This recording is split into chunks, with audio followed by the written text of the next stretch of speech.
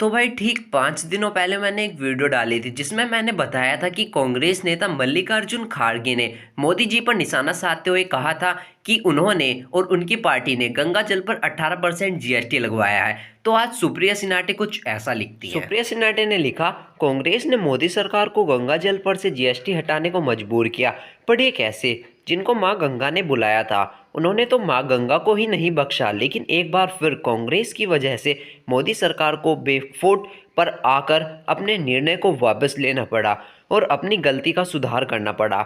बात गंगा जल पर 18% जीएसटी की है। मोदी सरकार ने धर्म की इतनी अनिवार्य चीज पर भी टैक्स वसूलना शुरू कर दिया था, लेकिन कांग्रेस ने इस मुद्दे को पुरजोर विरोध किया।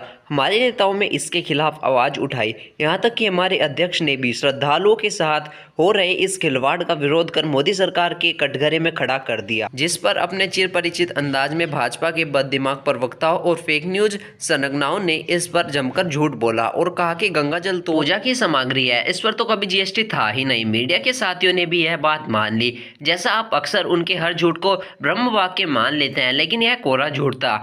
ज्ञात रहे, केंद्र सरकार की गंगा जल आपके द्वार योजना 2016 में शुरू हुई थी। इसका उद्देश्य गंगा जल उपलब्ध कराना और डाकघरों की आय बढ़ाना था। डाक विभाग गंगोत्री के गंगा जल की 250 ml की बोतल उपलब्ध करा रहा है, जिसकी कीमत 30 रुपये है। 18% जीएसटी लगने के बाद अब इसकी कीमत 35 रुपये हो गई है। डाक विभाग के अधिकारियों के अनुसार परिमंडल देहरादून से आदेश जारी होने के बाद गंगा जल बढ़े हुए दामों के साथ उपलब्ध कराया जा रहा था। 8 अगस्त 2023 और 3 अक्टूबर 2023 को सरकार ने आदेश जारी करके गंगा जल पर 18% जीएसटी लगाया है।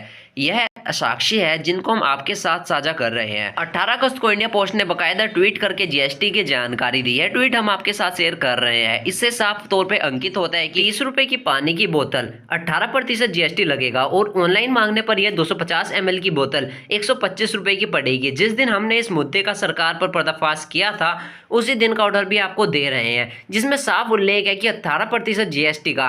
अब इस झूठ से कैसे बचा जाए? तो पहले तो भाजपा के दोरूपल्ली के ट्रोलों ने भरम फैलाया कि यह गलत है। फिर धीरे से इंडिया पोस्ट की वेबसाइट से 18% जीएसटी का लिखा हुआ हटाया गया, पर सच कहाँ छुपाया जाता है? तो यह है वो जीएसटी अथॉरिटी का आदेश जिसमें कहा गया कि 8 अगस्त और 3 अक्टूबर का आदेश निरस्त किया जाएगा और गंगा जल पर जीएसटी नहीं होगा। इसके लिए मैं अपने नेताओं, कार्यकर्ताओं का, कांग्रेस अध्यक्ष का और तमाम उन समर्थकों का साधुवाद करती हूं जिन्होंने सरकार को घुटने टेक कर अपना फैसला बदलने के लिए मजबूर किया। लेकिन जीएसटी से संबंधित जो सीबीआईसी की वेबसाइट है उसमें 10 चीजों का पूजा सामग्री उल्लेख है जिन पर जीएसटी नहीं लगेगा। उसमें रुद्राक्ष, रोली, विभूति, यज्ञोपवीत, कलाबाज, शहद, लकड़ी के खड़ाऊ, पंचामृत, चंदन का टीका और दिए की बाती है। उनमें गंगा जल नहीं है। अब सोचिए भला कैसे थे धर्म के स्वयंभू ठेकेदार सबसे पहले धर्म के अनुयायियों को ही ठगते हैं।